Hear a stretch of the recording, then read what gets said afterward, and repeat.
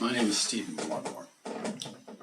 So, in the process of dying, and you'll have to excuse me, I'm not a morbid fellow, but just documenting some of what I've experienced and seen. In the process of dying, the body releases a very strong mixture of chemicals, adrenaline, endorphins, whatever. And given that, the human body, mind, kind of produces this big field of energy in which it participates, once it's given up on the ability to continue, ability to live, it has several choices, right? You can choose to just float up to quote unquote heaven and be happy and look down and say, hey, it was a good life. Or in the event where life was pulled from them, was taken from them, typically there's a fair amount of surprise, shock, rage, upset, anger.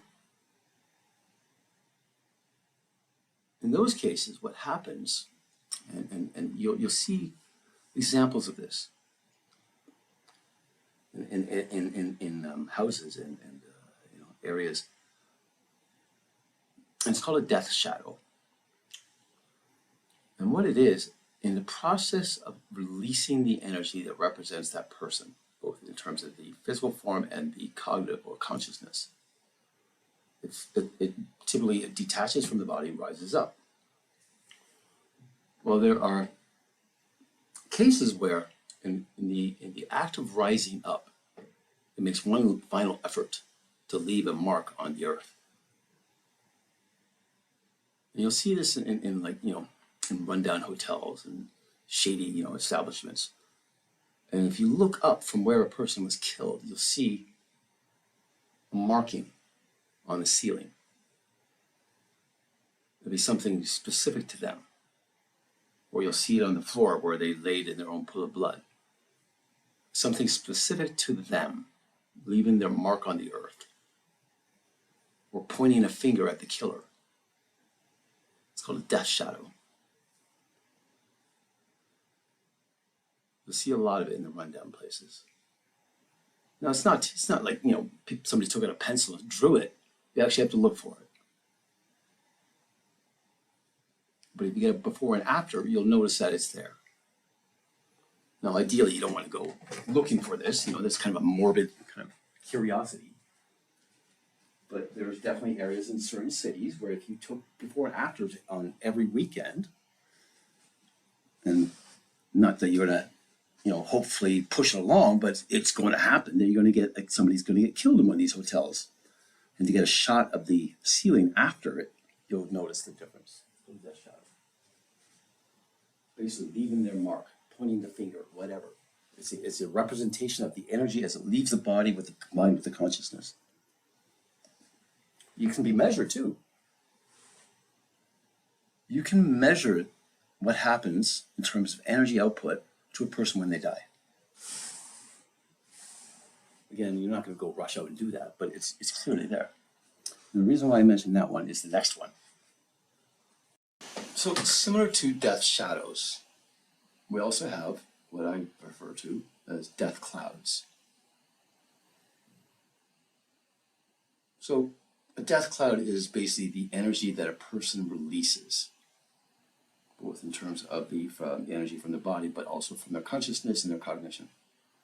And typically it floats straight up. It just kind of rises up. And if you're a victim, you end up doing a death shadow, potentially. But say you're just a regular person, a good person. You have a very positive aura, per se. And you just kind of rise up to, quote unquote, heaven. What if you are a negative person?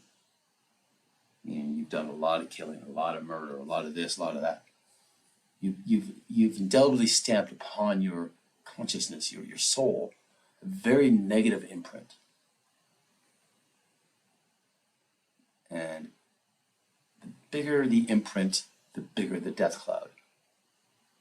Meaning, if you are responsible for the killing or murder of, say, 10 people, the death cloud would be bigger than that of one person.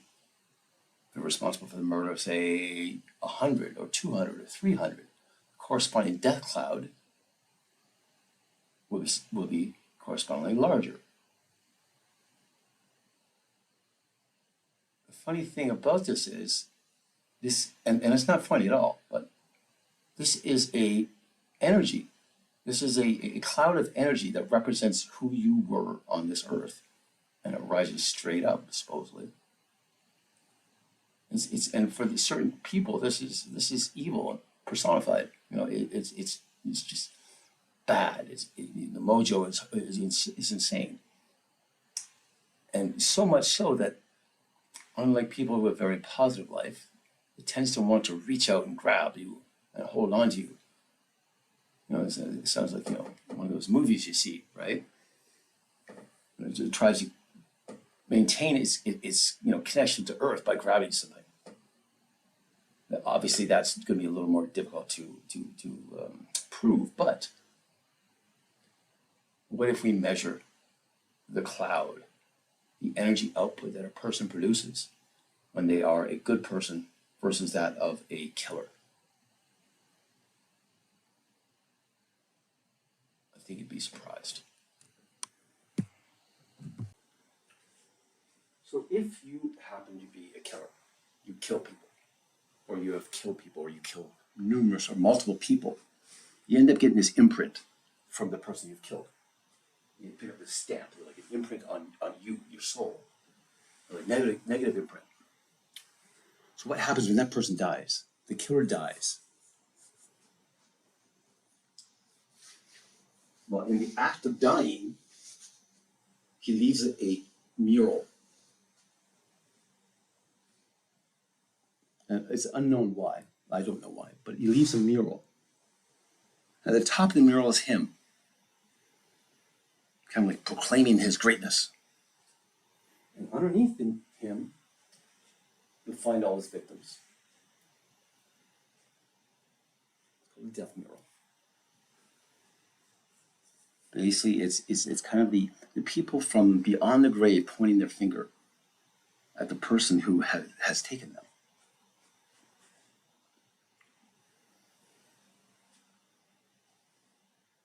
These are kind of hard to find. They're clearly not something a collector would want, although there's morbid people like that out there.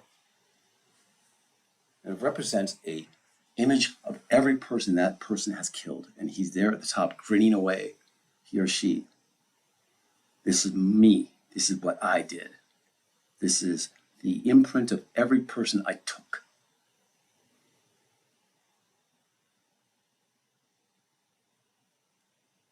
And they can be pointed out if you know what to look for. And you'd be surprised.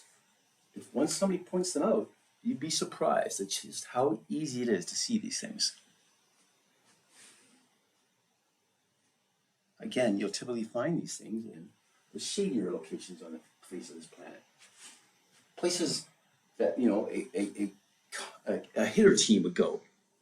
A hitter team, like a team of individuals who work together as a hit team. Places like Spawn would go, which is a well-known organization for quite some time, actually. What's the hell is it in Grescia? In Grescia, is it Velutra Mundo was being used by these guys for quite some time. So not only do you have the death shadow in the ceilings, somewhere in that hotel you'll find the death mural of all these individuals, probably. And these are, it's just, I'm not sure why this happens, not sure how it started occurring, but if you look, there they are. People who have been wrested from this earth by another individual and talking to us from beyond the grave.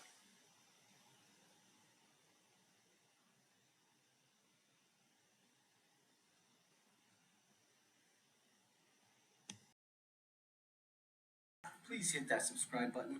I'd like to continue my research, and hopefully you too can find as informative. My name is Waddy. I think you heard me. Preceding audio and video cast is sole property of Stephen Watmore. It has been developed independent of any government, organization, business, or university learning institute. If you wish to use this information or discuss this information, please contact me, Stephen Walmart, via the comments of the YouTube playlist, and I'll be more than happy to discuss this with you. If you would like to make donations towards continued research in this area and other areas, please contact me via the comments list, and I'd be more than happy to accept them. My name is Wadi. Can you hear me?